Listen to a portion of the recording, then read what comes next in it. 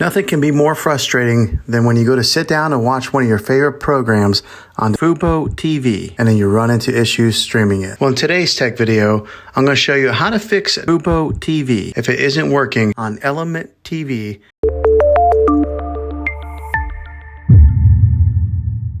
Let's see if we can fix your problems and get your FuboTV back up and running as quickly as possible. The first one, it's the easiest one to try, and that's to unplug your TV from the wall outlet and wait 60 seconds. Now don't be impatient here, wait the whole 60 seconds, then plug it back in. This is very different from turning your TV on and off with your remote control. This is what we call a hard reset of your TV, so make sure you do this method. If that doesn't work, then find your router that is giving you Wi-Fi and unplug the power to that for 60 seconds. Then plug it back in. If it fixes it, great. If not, let's go ahead and move on to the next method. Try deleting the FuboTV on your TV. Apps are located on your system and remove the app altogether. Then reinstall the FuboTV again. After you reinstall it, you might have to log back in with all of your credentials, but hopefully this will work. And if that doesn't work, then I recommend buying an affordable Roku stick, Fire Stick, or Apple TV 4K.